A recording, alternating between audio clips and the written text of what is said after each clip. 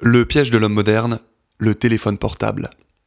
S'il y a bien un objet qui contribue massivement à la dénaturation et la perversion de l'humanité, c'est bien le téléphone portable. C'est un objet qui présente pourtant sur le papier des avantages fabuleux. Pouvoir s'organiser à distance en temps réel, avoir accès à une multitude d'informations sur internet pour parfaire ses connaissances, qui permet d'apprendre à jouer d'un instrument par exemple, etc.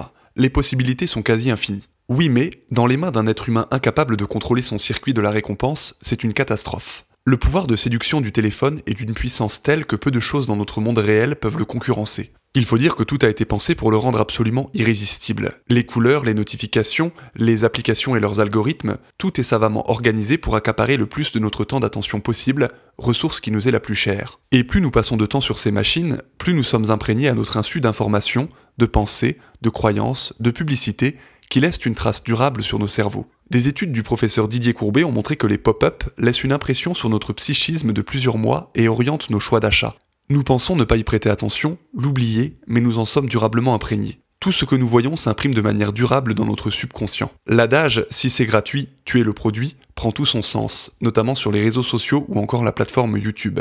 En plus de cette programmation via les publicités, nous sommes en permanence soumis à la programmation des algorithmes qui nous montrent des sujets allant dans le sens de ce que nous regardons le plus. Il s'ensuit naturellement une dérive vers l'extrême, le phénomène de polarisation, qui amène des individus à arriver à des points de vue très tranchés et binaires sur des sujets qui demandent pourtant beaucoup de nuances pour être correctement appréhendés, tels que les relations hommes-femmes ou les sujets politiques par exemple. La manière dont les sujets nous sont présentés, avec un système de récompense intermittente, dans lequel nous ne savons jamais quelle sera la prochaine image ou vidéo que nous allons voir, nous maintient scotchés à l'écran et encourage le défilement ou scrolling infini. La lecture des commentaires sous des vidéos ou des posts agit exactement comme l'effet d'une foule. Ces commentaires sont souvent basiques et cyniques et simplifient les idées, contribuant à ancrer chez les individus des idées communes et bien souvent très éloignées du réel. Notre biais de négativité, qui est le fait que nous soyons plus motivés à l'idée d'éviter une situation négative qu'en poursuivre une positive, nous pousse à chercher les commentaires négatifs, renforçant en nous la perception pessimiste du monde. Cela amène à un cynisme grandissant et une vision particulièrement étriquée où les médias et plateformes deviennent des lieux de validation de nos propres croyances déjà solidement ancrées, et toute malheureuse information qui n'irait pas dans leur sens est immédiatement moquée, insultée et réfutée. Des individus avec une telle rigidité d'esprit se noient dans une illusion permanente. Ils vivent dans un monde à part, le monde fictif d'Internet, avec ses codes, ses règles et ses dérives. C'est une douce ironie quand on sait qu'Internet regorge d'informations diverses et variées, et que l'on pourrait facilement avoir des sources d'informations alternatives et beaucoup plus positives. Seulement, cette abondance d'informations tend à noyer la qualité dans la quantité et nous laisse avec un trop-plein impossible à gérer. Noyés dans cette masse gigantesque de points de vue, méthodes, protocoles, séances de sport, etc., nous arrivons à une saturation qui fait que nous ne faisons rien. Car nous ne sommes pas en mesure d'appliquer tout ce que nous apprenons lors d'un simple passage sur YouTube par exemple, ce qui peut avoir la conséquence d'empêcher toute évolution personnelle et d'inciter à plonger dans la consommation passive. L'autre grand danger de cette abondance de personnes faisant des choses, créant et se mettant en scène, notamment sur les réseaux sociaux, est que l'observateur peut s'en retrouver déprimé. Les jeunes adolescents, particulièrement sensibles au statut, peuvent se trouver écrasés par le poids de la vie des autres en comparaison à la leur. Les adultes peuvent eux aussi perdre toute envie de créer eux-mêmes quelque chose, tant tout semble avoir déjà été fait, et tant les autres semblent bien meilleurs et plus doués que soi. C'est évidemment une illusion puisque tout le monde est unique, mais nous ne pouvons lutter face à cette impression. Le besoin d'afficher son statut et sa valeur au monde est naturel chez l'être humain basique et le pousse à vouloir se mettre constamment en scène.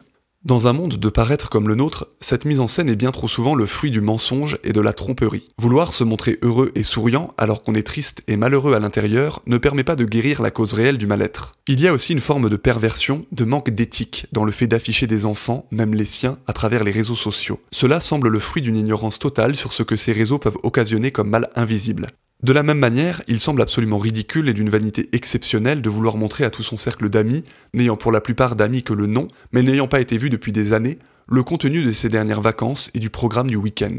Voilà encore le symptôme d'une société de spectacle, où l'expérience en elle-même ne procure pas autant de plaisir que le fait de la partager à distance. Nous observons un cas similaire lors de concerts et autres spectacles, où une grande partie du public filme pendant de longues minutes ce qui est censé être une expérience sensorielle directe et ressentie. Remarquons surtout la propension à être rivé sur son téléphone portable lors d'événements sociaux tels que les dîners en famille ou les sorties avec des amis. N'y a-t-il pas scène plus désespérante qu'un groupe d'amis assis sur un banc et chacun absorbé, l'âme dévorée par son téléphone portable? L'outil, le serviteur, est devenu le maître absolu de l'individu, au point de faire passer l'expérience réelle au second plan et de le connaître mieux qu'il ne se connaît lui-même. Les algorithmes enregistrent tout, les paroles, les gestes, si bien que le téléphone s'impose comme le nouveau cerveau de l'individu. Un autre exemple criant est l'usage du GPS, bien souvent utilisé pour effectuer des trajets que l'on connaît déjà et qui ne posent aucune difficulté apparente et qui nous permettraient de travailler notre mémoire visuelle et notre concentration.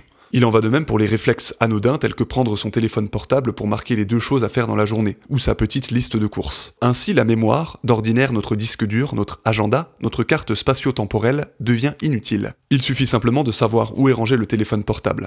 Celui-ci n'est d'ailleurs jamais bien loin, puisque l'individu ne vit plus qu'à travers lui. C'est une extension directe de son cerveau. Les problèmes de mémoire et les maladies telles qu'Alzheimer guettent les utilisateurs compulsifs de téléphones portables, qui ne retiennent plus rien et ne font plus suffisamment travailler leur connexion neuronale.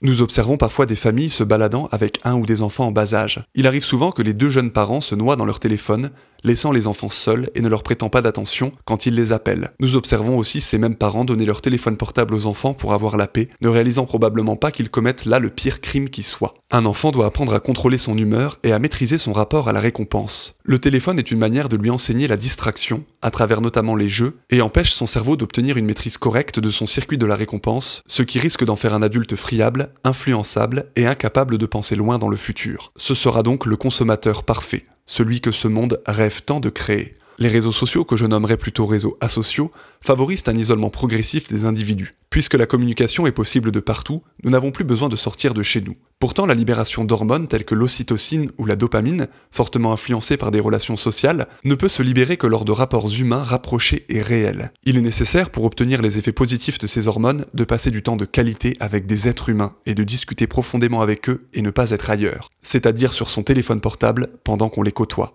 Nous pourrions ainsi nous distraire à en mourir, tel que dirait Neil Postman, qui avait étudié l'impact de la télévision dans notre époque. Nous vivons dans une société où la distraction et le divertissement sont la valeur dominante au détriment de la réflexion, de la critique et de l'engagement intellectuel. Les téléphones portables ont également rendu la lecture de livres presque obsolète en la remplaçant par des vidéos. Or, l'intelligence se mesure à la capacité à manier des concepts abstraits sans avoir besoin de représentations visuelles. Nous n'échangeons que des images et ne prenons plus le temps de raconter une expérience vécue sans images associées, reléguant l'imagination au second plan. Le téléphone portable participe grandement à tous les points que j'ai énumérés plus haut, puisqu'il est un moyen d'accéder directement, en temps réel, grâce à sa présence dans notre poche, à tous les vices et à toutes nos pulsions primaires. Voilà résumé grossièrement le résultat d'une société de paraître et de consommation, où les individus sont vides de toute substance. Ce qui est édifiant, c'est que quasiment tout le monde sombre dans cette addiction généralisée du téléphone, mais personne ne semble s'en rendre compte. J'ai vu notamment chez des familles où les parents n'utilisaient pas encore de téléphone portable il y a 10 ans, les parents d'une 60aine d'années maintenant, être complètement tombés dans l'addiction et être obnubilés par ce petit appareil magique. Ce sont des petits détails anodins qui nous empoisonnent. On pense ne pas être addict et maîtriser ce que nous faisons, mais lorsque nous ne faisons pas attention, c'est-à-dire à peu près à 95% du temps, nous retombons dans nos travers. Par exemple, cette situation où quelqu'un nous parle et que l'on est en train de lire un message, et qu'on écoute donc à moitié, est-ce respectueux ? Et nous respectons-nous nous-mêmes dans ce type d'action ? Dans une recherche de cohérence et de maîtrise de soi, il faut arriver à contrôler sa pulsion primaire. Commencer par prendre conscience de l'ampleur du problème est essentiel. Devons-nous alors supprimer complètement le téléphone portable de notre vie ? C'est une possibilité radicale qui a évidemment son intérêt et ses partisans. Certains sont repassés à des téléphones beaucoup plus basiques qui ne permettent pas un accès Internet, mais seulement des fonctionnalités de base, et qui ne sont donc pas séduisants. Mais je pense aussi que s'il est utilisé à bon escient, il devient une arme considérable dans l'arsenal d'un individu sain. Il existe effectivement sur toutes les plateformes ou tous les forums en ligne autant de contenus idiots et débilisants que de perspectives d'évolution et de brèches qui permettent d'y voir plus clair dans la matrice illusoire de ce monde. De plus, s'en débarrasser complètement ne résout pas forcément le problème addictif d'une personne et n'encourage pas non plus à une maîtrise de soi. Elle pourrait alors remplacer cette addiction par une autre, ce qui ne sera peut-être pas pire mais n'aura pas changé la donne. Je pense qu'au contraire, il faut faire preuve d'une rigueur et d'une mesure exceptionnelle dans l'usage du téléphone portable, comme d'ailleurs de toutes les choses qui peuvent nous rendre passifs et addicts. J'appelle à une responsabilisation individuelle. Comprendre tout d'abord son influence et son pouvoir, comme nous l'avons fait ici, permet de faire un pas vers la prise de conscience. Ensuite, il est utile de le rendre moins séduisant. Il est possible d'utiliser des thèmes d'accueil sombres où les applications sont en noir et blanc et perdent leur premier levier d'attraction. Ensuite, enlever toute notification, notamment sur WhatsApp et autres messageries, est un bon moyen d'être sûr que l'on va consulter son téléphone avec un but précis, comme répondre à ses mails ou messages, et que l'on ne le subit pas. C'est là un point crucial de l'usage du téléphone. C'est un outil comme une clé à molette. Or, quand nous servons-nous d'une clé à molette ? Quand il faut desserrer ou serrer un écrou. En dehors de ce cas de figure, nous ne nous baladons pas avec une clé à molette. Il en va de même pour le téléphone portable. C'est un outil qui ne doit rester qu'un outil. La difficulté est que cet outil nous permet de réaliser énormément de tâches sans contrainte. Il est alors nécessaire de prendre conscience qu'apprendre par cœur une liste de courses ou un numéro bancaire est un moyen de travailler sa mémoire et de se libérer de l'influence du téléphone. Il peut être aussi utile d'instaurer une fonctionnalité qui nous demande si nous sommes bien certains d'ouvrir une application lorsque nous cliquons dessus, sous la forme d'un petit texte. Rien que cela peut permettre de prendre conscience de la façon machinale dont nous avons de nous en servir, et bien souvent nous réalisons que nous n'avons rien d'urgent à y consulter. Ensuite, il faut apprendre à apprécier le silence et l'absence de stimulation. Assis dans un bus, il est très courant d'avoir recours à son téléphone pour faire passer le temps et regarder une vidéo ou jouer à des jeux. Ce trajet de bus est pourtant une occasion rêvée de prendre le temps de réfléchir à sa vie, de méditer sur ses projets, ses passions. Cela permet notamment de retrouver la profondeur du temps, peut-être également de discuter avec son voisin et recréer du précieux lien social. Prendre également l'habitude de ne pas emmener son téléphone portable partout avec soi permet de se désolidariser lentement de l'objet. Ainsi, le laisser dans sa voiture lorsqu'on va faire une balade en forêt, que l'on va faire ses courses, ou lorsqu'on va rendre visite à sa famille ou voir ses amis, permet de ne pas être tenté et donc de vivre le moment plus sereinement. Évidemment, le piège et la tentation viennent souvent des autres. Combien de fois nous sommes-nous retrouvés dans un groupe où tout le monde s'est mis à consulter son téléphone portable, ce qui nous a poussé à en faire de même. Il faut alors avoir une force de caractère pour sortir du lot et ne pas sombrer. Nous pouvons alors toujours essayer de faire prendre conscience aux gens qui nous entourent de leur comportement irrespectueux. Car il n'y a rien de plus urgent que le moment présent. Ce message en attente de sa copine ou d'un ami attendra. Prendre la décision de vivre à son rythme est un choix individuel et puissant. Dans le monde actuel, il semble qu'il faille faire preuve d'une force de caractère exceptionnelle pour refuser l'aliénation de la technologie, mais il en va du sort de notre humanité. Il convient aussi d'arrêter la mauvaise habitude de lire des commentaires sous des posts ou vidéos et de se focaliser sur son propre ressenti. Il faut réaliser qu'un espace commentaire est un gigantesque zoo qui donne la parole à n'importe quel énergumène. Pourquoi leur accorder notre précieux temps et nous soumettre à la programmation mentale qui risque d'en découler? Prendre également l'habitude de consommer du contenu modérément est essentiel pour pouvoir appliquer quelque chose de concret. Par exemple, dans l'optique de se fabriquer une séance de sport pour muscler les jambes, Internet est un outil fabuleux. Mais pour effectivement commencer à s'entraîner, il faut éviter de se noyer dans la masse d'informations. Ainsi, regarder une ou deux vidéos maximum suffit à avoir de la matière pour avoir une séance correcte et la mettre en application. Un des problèmes de ces téléphones portables est de nous rendre ultra théoriques, mais de ne rien faire de concret. Nous savons tout sur tout, mais en même temps ne savons rien. N'oublions pas qu'il n'y a que le concret qui puisse apporter un quelconque changement dans nos vies. Avec un usage parcimonieux des ressources d'Internet qui se retrouvent appliquées ensuite concrètement, il est possible de transformer sa vie pour le meilleur. Je pense ainsi que l'individu est au centre de sa libération personnelle. Aucun objet, aussi séduisant soit-il, n'a le pouvoir de détourner l'être humain en recherche de transcendance et d'évolution. Il faut s'imposer une rigueur personnelle ciblée vers une excellence morale pour refuser l'aliénation.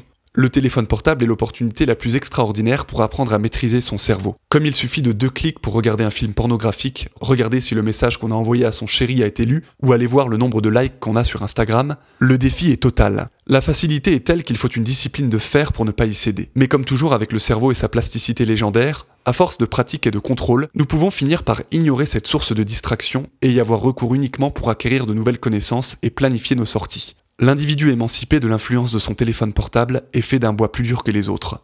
Il a appris à se maîtriser et à se connaître mieux que quiconque et avance à grands pas sur le chemin de sa réalisation personnelle. Libéré du voile de l'illusion du monde virtuel qui n'existe pas, il peut à nouveau incarner ses idées dans le présent et devenir un acteur de sa propre vie plutôt que spectateur de celle des autres. Mais par-dessus tout, il devient un être profondément humain, préférant le dialogue, le contact avec les autres et l'apprentissage permanent.